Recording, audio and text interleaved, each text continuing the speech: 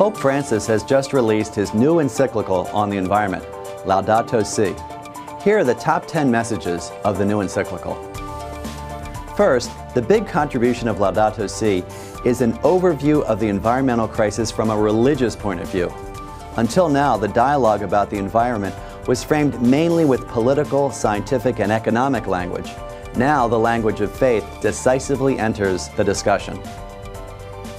Second, the disproportionate effect of environmental change on the poor is strongly highlighted in almost every page of the document, and the Pope provides many examples of the effects of climate change, whose worst impacts, he says, are felt by those in developing countries. Third, Pope Francis takes aim at the technocratic mindset, where technology is seen as the key to human existence. He critiques an unthinking reliance on market forces in which every technological advancement is embraced before thinking about how it will affect our world. Christian spirituality, by contrast, offers a growth marked by moderation and the capacity to be happy with little.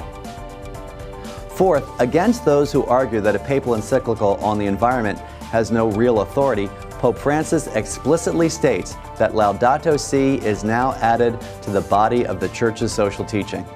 It continues reflection on modern-day problems that began with Leo XIII encyclical Rerum Novarum on capital and labor in 1891. Fifth, discussions about ecology can be grounded in the Bible and church tradition. In Chapter 2, Pope Francis introduces the gospel of creation, in which he leads readers through the call to care for creation that extends as far back as the book of Genesis, when humankind was called to till and keep the earth. But sadly, we have done too much tilling and not enough keeping. Sixth, everything is connected. Laudato Si is a systematic approach to the problem. First, the Pope links all of us to creation. We are part of nature, included in it, and thus in constant interaction with it. But our decisions have an inevitable effect on the environment. A blind pursuit of money that sets aside the interests of the marginalized and poor and the ruination of the planet are connected. Seventh, Pope Francis does not try to prove anything about climate change. Rather, his encyclical accepts the best scientific research available today and builds on it. So Laudato Si draws on both church teaching and contemporary scientific findings from all fields to help modern-day people reflect on important questions. Eighth, Pope Francis critiques those who ignore the problems of climate change, and especially its effect on the poor. Why are so many of the wealthy turning away from the poor? Not only because some view themselves as more worthy than others, but also because frequently decision makers are, for the most part, removed from the poor, with no real physical connection to their brothers and sisters. Selfishness also leads to the evaporation of the notion of the common good.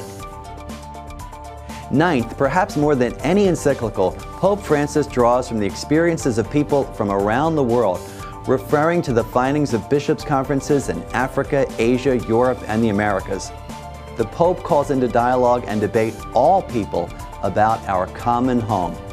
And finally, this encyclical is addressed to everyone on the planet and calls for a new way of looking at things. We face an urgent crisis when the earth has begun more and more to look like, in Pope Francis's vivid language, an immense pile of filth. Still, the document is hopeful, reminding us that because God is with us, all of us can strive to change course. We can move towards an ecological conversion in which we can listen to the cry of the earth and the cry of the poor. To use religious language, what the Pope is calling for is conversion.